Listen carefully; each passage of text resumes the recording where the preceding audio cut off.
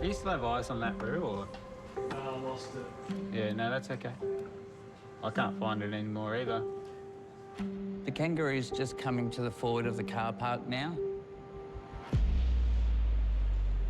I've dealt with many of these ones before. Obviously, they're quite dangerous. I don't want this Kangaroo jumping anywhere. Everybody stays away, right? That thing will jump.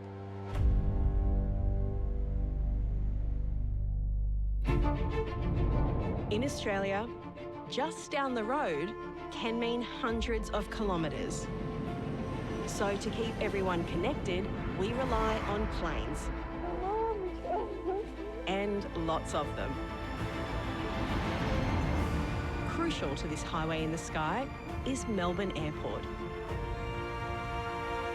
Melbourne Airport, expect the unexpected. It's the busiest airport in the country that operates 24 hours a day. They might not have experienced something like this before. 7 days a week. We've had fog, we've had rain, so tonight we've got to get it done. With unprecedented access. The team are always on alert. From the control tower First aid call. to the tarmac It's all about speed. to the airport's 24/7 nerve centre. Even if there's an incident, we're the ones scrambling and passengers still have a smooth journey. We're going behind the scenes We're looking at the cameras now. to places very few people get to see. What's inside that? All to keep Melbourne Airport running smoothly, safely Suspected firearm still in the chamber. and on time. 2 down, 1 to go. At a 24/7 airport, every I don't want this Kangaroo jumping anywhere. second counts. C is 10 to 6, we're on scene. We've got a green light. We're good to go.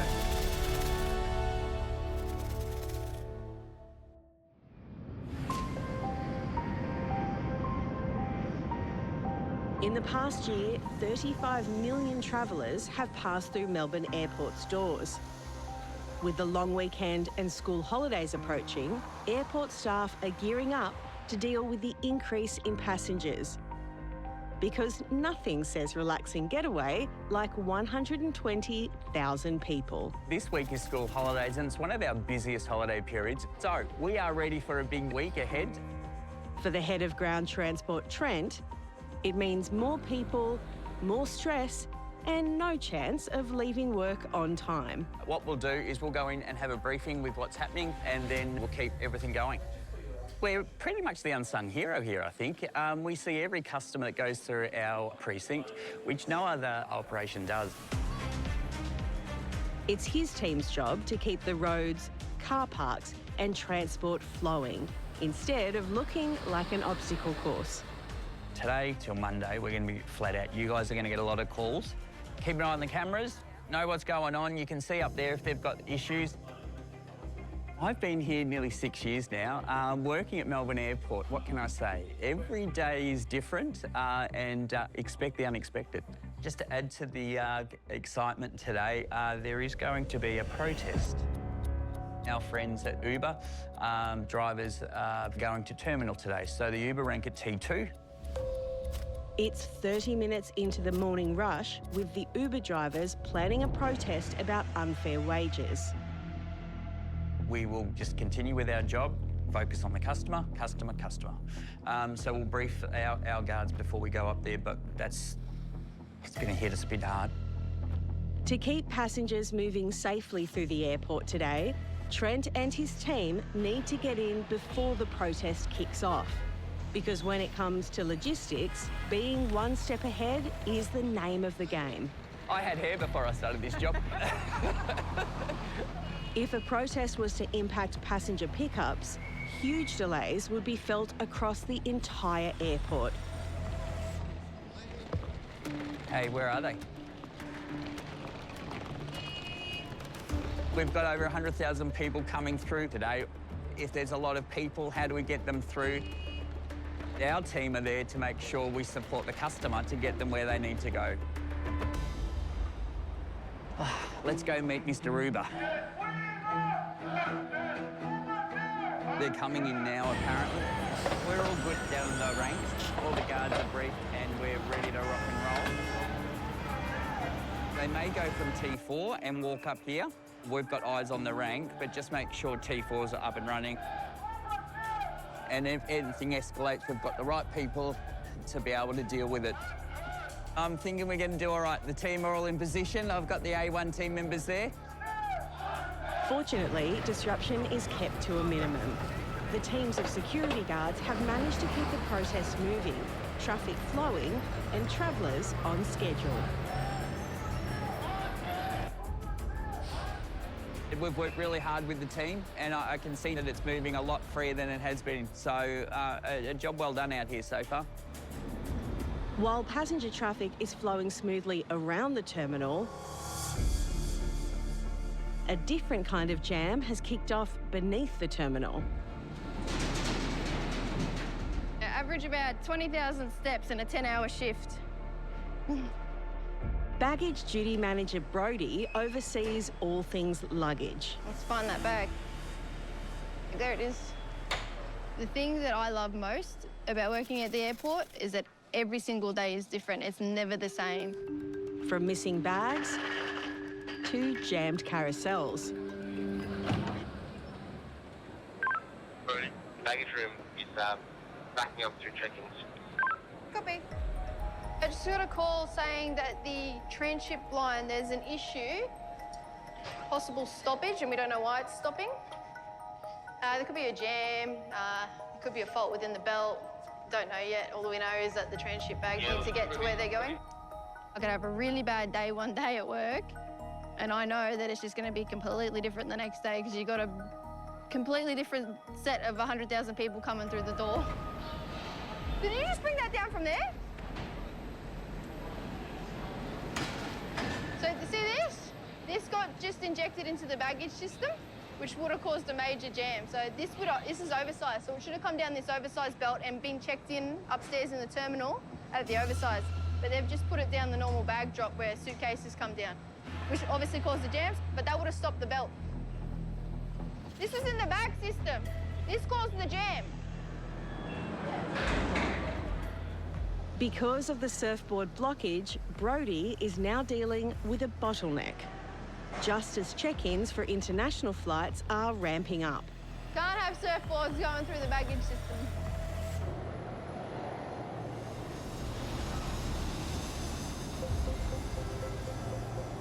To ensure everything runs smoothly, companies like Swissport oversee check-ins, Just your passport, thank you. boarding and cargo loading for multiple airlines.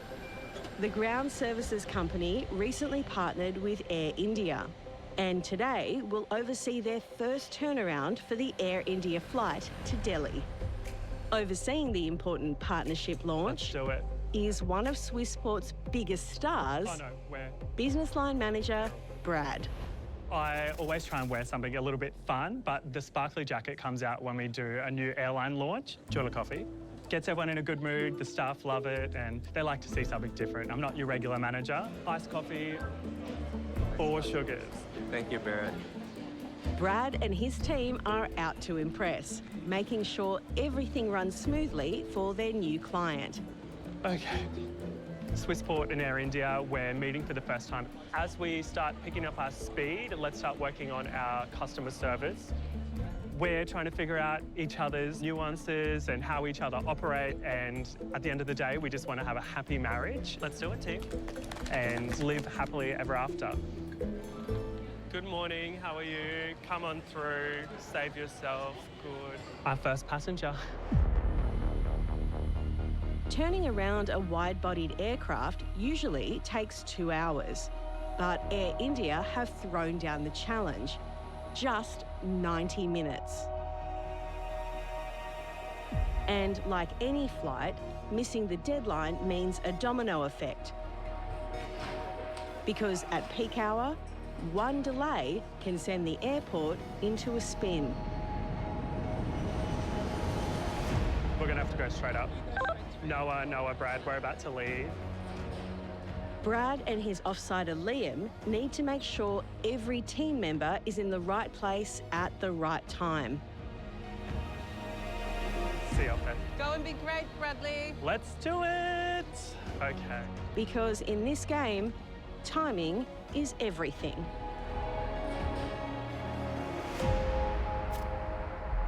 It's nearly 8 a.m. and the Air India flight is about to touch down. The next arrival is Air India 308. As well as carrying passengers, the Air India flight also transports cargo. All stations, Air India AI 308 on ground 42. Aircraft has landed and is taxiing to the gate. Once the wheel stops, that's when our time starts, and we have 90 minutes from when the wheel stops to get moving back out. If the ground services company doesn't hit its deadline on the turnaround, Air India risks passengers missing connecting flights in Delhi. So we have a precision timing schedule, so each activity we have a milestone that we need to achieve it by. So once the wheel stops, we have 25 minutes to have all guests disembark the aircraft, and then just 20 minutes to clean before we head back out. But Brad's already got a problem brewing. Okay. Cleaners are still not here, which is worrying. We'll give them 5 minutes before we start. Guys, let's go. We're here. All stations, Air India AI 308 on block. Hold on. I think it's going to be hectic.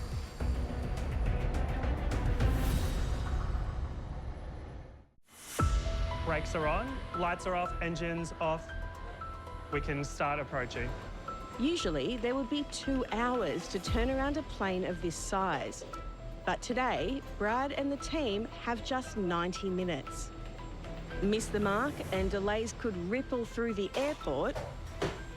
Plus, they risk leaving a bad first impression on their new client. No pressure. Doors open, yeah. Good morning. 7 minutes from when the wheels stopped, passengers begin to exit the plane. Thank you. Brilliant Brad and the team need to move quickly to clean, restock, load and refuel, all before takeoff. Cleaners are there, so let's go get them. The missing cleaners have shown up just in the nick of time. Now, with only 20 minutes to clean the aircraft, it's moved from a deep clean to a speed clean. And while Brad gets on with his duties in the terminal, do you guys all want to start passport checking? Out on the tarmac, ramp duty manager Barry is in charge. Once they get their couple of cans off, they'll take them to the bag room. And as soon as they get to the bag room, that's when they do the offload onto the carousels and they'll go through to the car passengers. With inbound bags successfully offloaded, Barry's now loading the outbound ones. Well, turning aircraft is challenging, but if everything's on time, we've staffed accordingly, and people are doing the job in the right way, it should be a pretty smooth turn. Back on board. Good morning. The cleaners are working at a cracking pace to have the plane ready for the next passengers. All passengers are off, and now we've got to get the crew off and start the catering process as well, which they're not here yet. They've gone to the wrong door, so they've gone to the back, where they should be at the front first. I think this might be a bit of an issue. The only thing that could slow us down is, can we not make them move down? Boarding is in 8 minutes, so we're really down to the wire. It's like, So you got 6 cans to go? everything out here except for 3, I think. It feels like chaos, but it really is organised chaos. All the teams come together and get the job done. Let's go for boarding. All good? Yeah. The flight needs to push back in 30 minutes, so it's time to leave duty-free and get ready to board. Good morning, ladies and gentlemen. Air India flight AI 309 is now ready for boarding. Thank you. We started boarding 3 minutes ahead of schedule. Liam, let's go up to the boarding gate.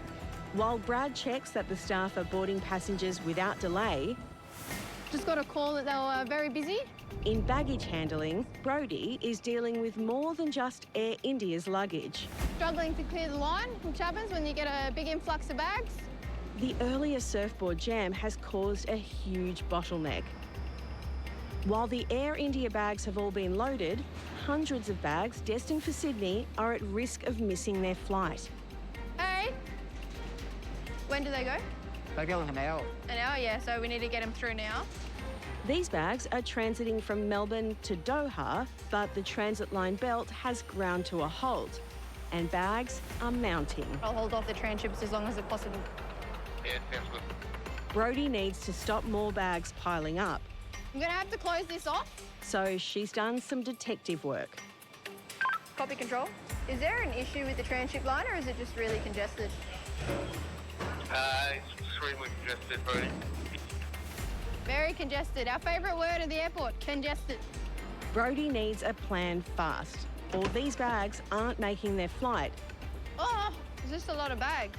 leaving hundreds of passengers disgruntled and without clean underwear.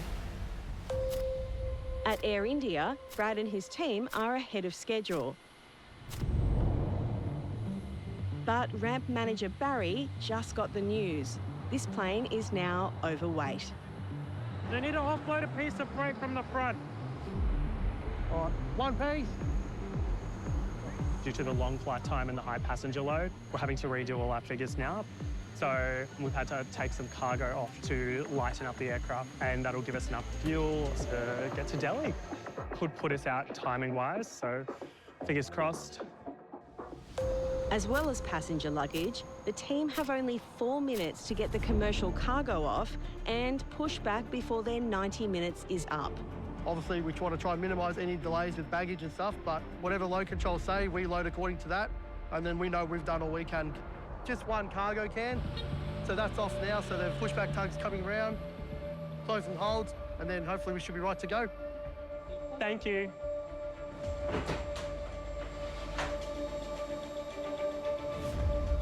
Air India 309, thank you. Call me when you're ready for pushback.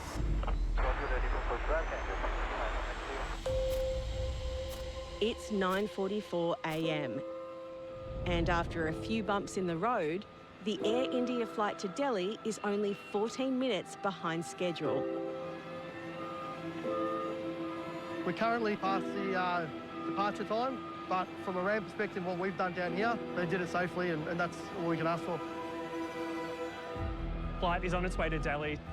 We were 14 minutes behind schedule, however, everyone was on board, all bags loaded, and we were ready to go. So, all in all, a great result.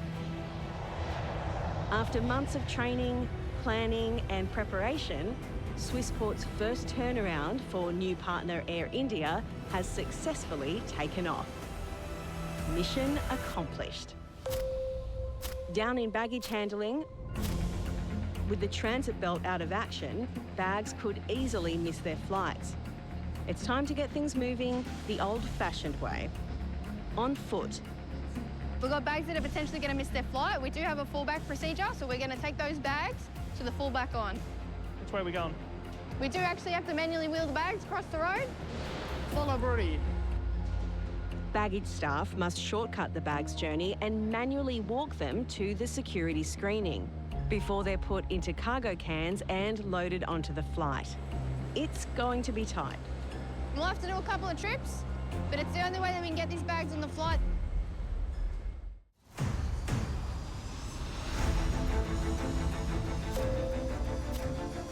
It's 9:50 a.m. at Melbourne Airport. Yeah, I'll take these ones. And it's all hands on deck as baggage duty manager Brodie races to move hundreds of bags held up by congestion onto a 10 a.m. flight.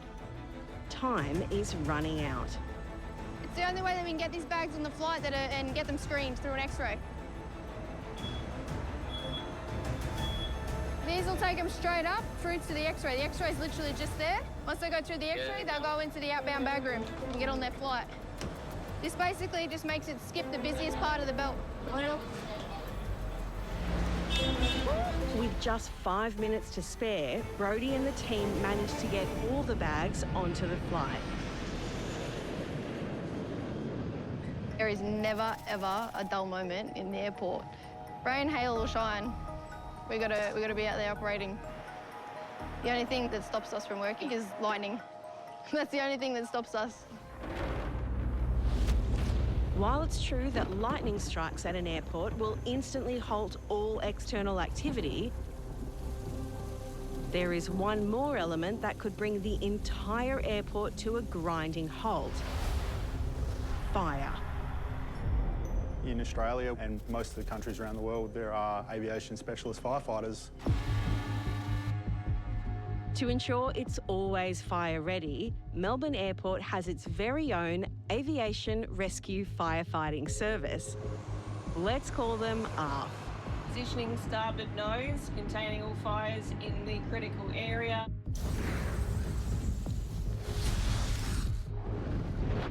The Aviation Rescue Firefighting Service are firefighters. However, they've also got specialist equipment and specialist training to make sure that they're prepared to deal with aviation emergencies, whether that's hazardous material spills from the aircraft, fires from the aircraft, or crashes. The team here operates 24/7 and is trained to respond to any aviation incident on the runway within 3 minutes. 10 to 9, copy. With such a broad range of responsibilities, their training needs to be rigorous. So right next door to Melbourne Airport is a world-class training facility run by Air Services Australia. Today, there's a new crop of ARF recruits hoping to make it through. To be successful on the recruit course, you have to have the physical capability, also the mental capacity to take on new information and learn new things very quickly, as well as the desire to want to serve the community. Yes, more drills. Another one. Yeah, I'm good.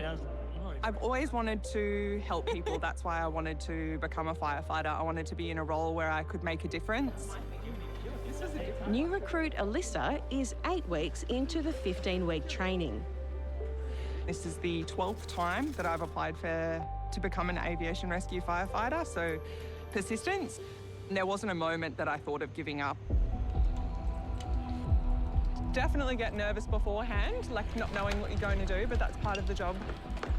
What do you tell me? You buckled this up, but you haven't put the hose in it. You're going to have to take it off and start again. Nerves, a bit of excitement and anxiousness to kind of get moving, because sometimes when you start first thing in the morning, you don't know what your brain's doing. Everything that could go wrong just went wrong. The new recruits are about to encounter their very first live fire. The group are doing what we call our compartment fire behaviour training. They're watching how a fire within a compartment will develop. A shipping container mimics the tight space of an aircraft cabin, giving trainees a real feel for how fire behaves.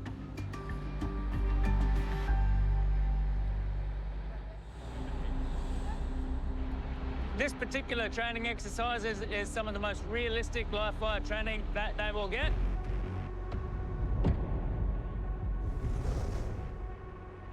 Inside the container, recruits need to rely on their training as temperatures soar to a scorching 650 degrees Celsius. Hot enough to melt lead and make even the toughest firefighter sweat.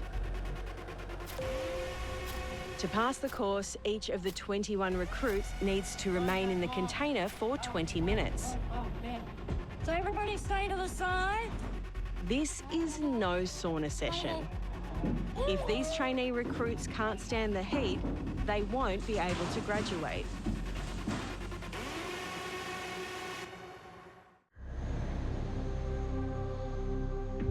It's a pleasant 21 degrees at Melbourne Airport.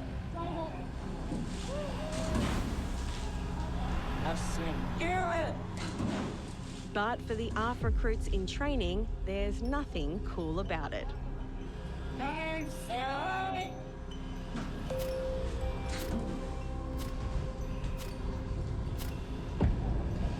It's hot in this PPE.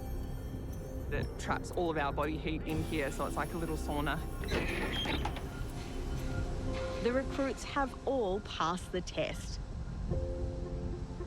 toughing out the 20 minutes of extreme heat and live flame.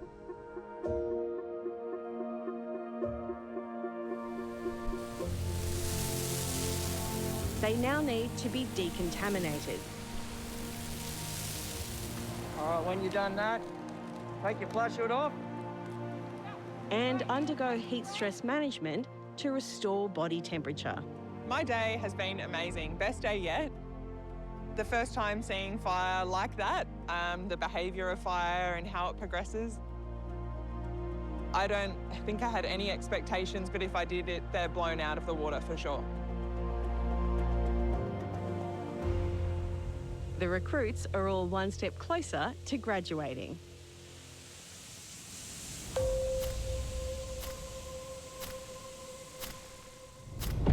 So Purple 2, give way to the China Eastern A330, they're turning north into Alpha.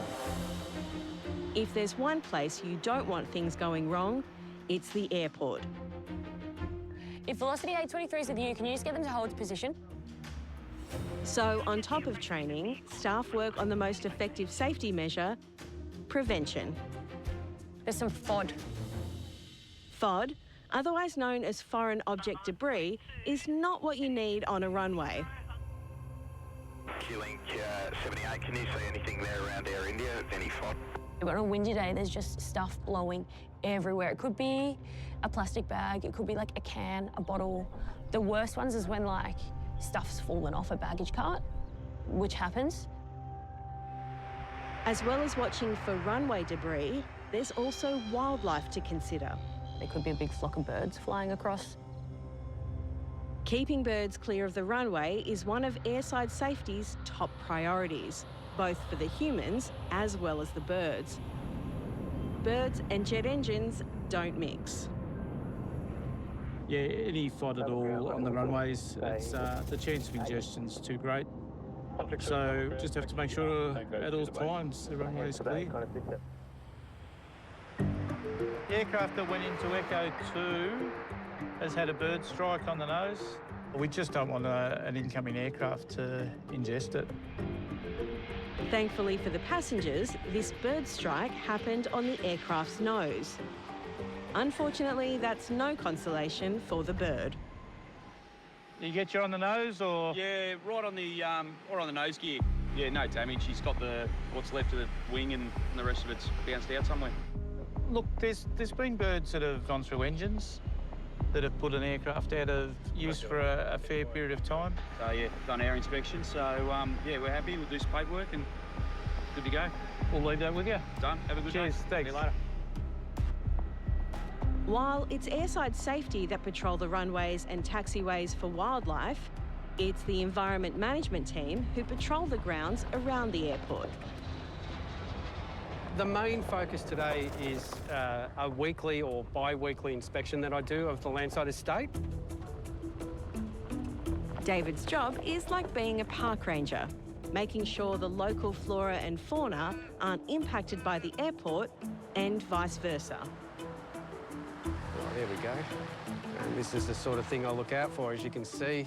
Large branch fallen over my fence. So after taking a couple of shots, I'll need to contact my grounds maintenance contractor so we can clear the roadway and also make the area safe, and then have the fence assessed. Another aspect of my job is monitoring and making sure the infrastructure like fences are functional. And what I come across time and time again is fences that have been cut for whatever reason, such as on your left, and that's a big enough cut that tells me that humans have come through and entered the woodland. Over the years, we have found some beehives, illegal beehives that have been placed in the forest. There we go, right on cue. Boom. Beehive. Yes, you've heard that correctly.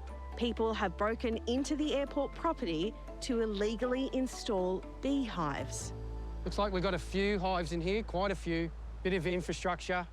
It's David's job to get rid of them. The damage they've done to the surrounding shrubbery to make space for these hives is quite alarming. But also they've opened up the fence again. Being so close to the viewing area, which is just directly behind us, not even 30 metres away, people could come through this hole, which is a potential threat to the facility itself. The fence is on airport land to keep animals and people away from secure areas.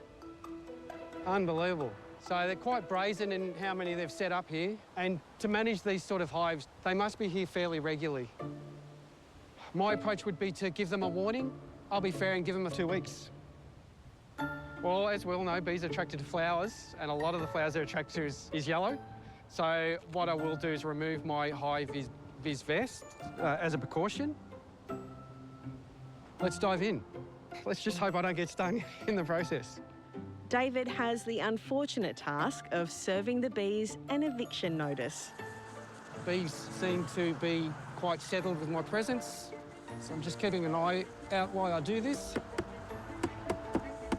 So with wildlife, it's always a dynamic space, and I'm reassessing all the time. Okay, a couple of bees getting close, but I think we're okay. One right on the brick that's on top of the hive itself. Oh, shit. Okay, I've got a few on my arm. All right, they didn't like that one. At Melbourne Airport, Senior Environment Officer David is attempting to serve a difficult eviction notice. Okay, let's have another shot. To a hive of bees. Let's check it out again. They're pissed. Yeah, as I move closer, the heart rate's definitely pumping. Do want to get in and out as quick as possible, but let's give it a shot. Let's just hope I don't get stung in the process.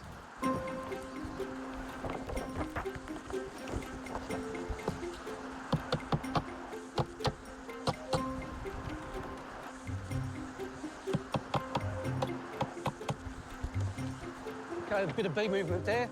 She's back away quite quickly. Safe. Having the hives gone and relocated, rehomed, it will be a big win for the airport, but most of all the bees. Breathe. Done. Job done. They've got 2 weeks, and then I'll be back. Oh. The bees will keep making their honey outside the fence line, but today on the tarmac, the airside safety team is chasing a different kind of honeypot. One that could spell trouble for airport operations. After every flight, specialist toilet trucks get to work suctioning up to 2,000 litres of aircraft waste. It's a dirty job, but someone's got to do it. Right, is it blocked or is that at risk of being blocked? It's then emptied into what's affectionately known as the honeypot. I could not tell you why it's called a honeypot. I was relatively new and I was asked to go inspect it. And I was not pleasantly surprised when I figured out what I was inspecting. It's 2 p.m. and Safety Officer Amira has been asked to flush out an airport blockage. I just dumped at the waste area and it doesn't seem to disappear. No worries, leave that one with me. Thank you for calling. So that was a call saying that where they empty out the sewage from the aircrafts, we only have one of the bays where they can empty that out. It's not blocked yet, but might. It may not be pretty, but this drain plays a vital role in servicing the hundreds of passenger jets that land each day. Operationally, this can have a big impact. We're a 24-hour airport, so we'll continue to have planes that need emptying out. So if they're not, I don't believe they'll be able to leave for the departing flight. It's not a nice smell. Does it look blocked? It is? Yeah. All right, we'll close it off.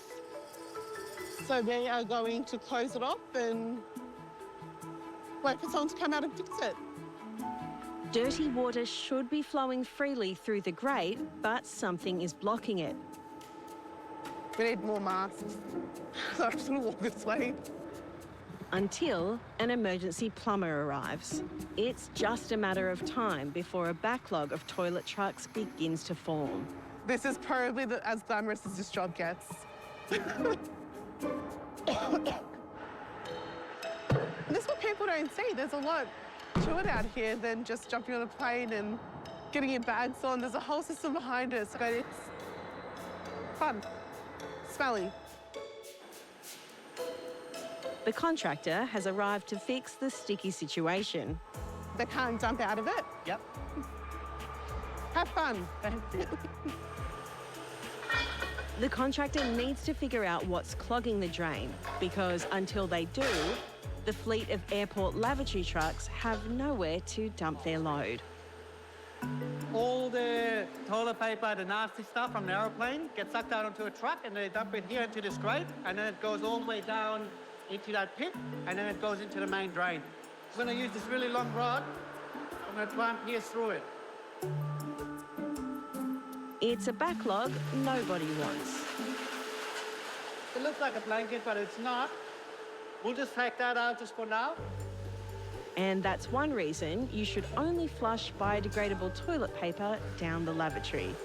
And then that's all being cleared. Unblocking the honeypot may not be the sweetest of tasks, but for these plumbers, job satisfaction ranks high. You know, every plumber, we love it when the blockage is filled and then it goes and everything sucks away. That's probably the best feeling. All done? Yeah, all done. Perfect. All good to go. Thank you so much. I'll get this opened up. All good. With the honeypot now open for business again, the daily job of emptying the waste tanks of 700 aircraft can continue. Honeypot is no longer blocked. Job well done.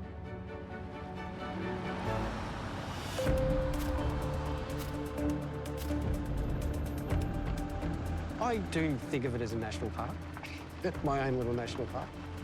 Senior Environment Officer David is wrapping up his inspection of the airport perimeter that wraps around the 7,000 acres of airport infrastructure. That is interesting.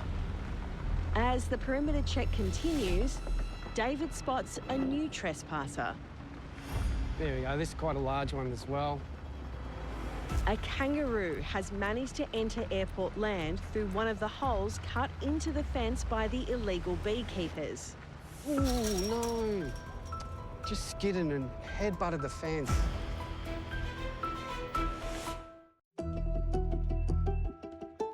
It's not a great place for it to be because it has no ability to relocate and find food if needed. On a routine patrol, a kangaroo has been spotted on the wrong side of the perimeter fence. It clearly missed the memo on airport security. I can't leave it here on its own. I need Wildlife Victoria advice. David puts in a call to Wildlife Victoria. Yep. Who agree to sedate the kangaroo and return it to its habitat. We just want to mitigate that risk as soon as possible. Yep. Kangaroos live freely on the bushland estate that surrounds the airport. But every now and again, they get into some rather strange places. Okay. Yeah. Do you still have eyes on that roo, or it is behind the railing? Yeah, that's what I thought. The IOC has just alerted Trent, head of ground transport, to a kangaroo that has made its way onto the roof of a car park, all without a valid ticket. Oh, my little friend's come out for a nice stroll.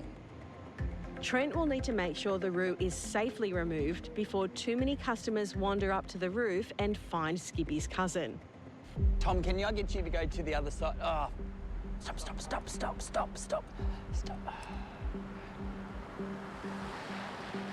Tom, can I get you to go to the other side and stop people coming up that helix ramp, please? Guys, I don't want any cars up here, so keep everybody awake. We've just seen a customer just come through now, and it scared the kangaroo. The outcome of that isn't going to be good if it gets scared. So we're going to block off all of the rooftop here. We just got to make sure he keeps safe, so everybody stays away. Because they're not in their surroundings, they could tend to maybe jump off the side. Trent has called in Wildlife Victoria to urgently sedate the kangaroo before it injures itself or a member of the public. The department have got an injection so that they will calm the kangaroo down. Obviously, they're quite dangerous if they're not relaxed, so then they'll get the kangaroo and then they will make sure that they release it somewhere safe so it doesn't get any more anxiety to where it is today. So hopefully it's all done very soon. The kangaroo's just coming to the forward of the car park now. The department, they're in the van. They've got the injection ready. They will calm the kangaroo down. Wildlife Victoria will need to dart the kangaroo with a tranquiliser gun to help it into a relaxed state before it can be removed.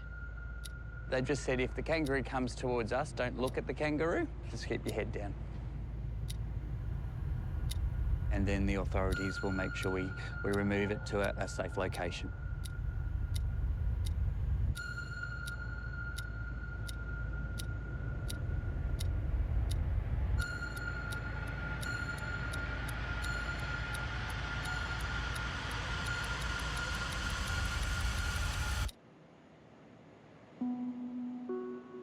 They've given the kangaroo relaxant, so it takes about 15 minutes to take effect.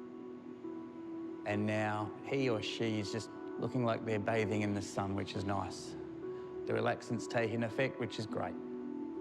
The kangaroo has gone from high on a roof to just plain high. Good man, nice work. Thanks, buddy. So the top level of the car park can now reopen. Expect the unexpected. If it's not kangaroos, it might be cows. What airport has kangaroos and cows, hey?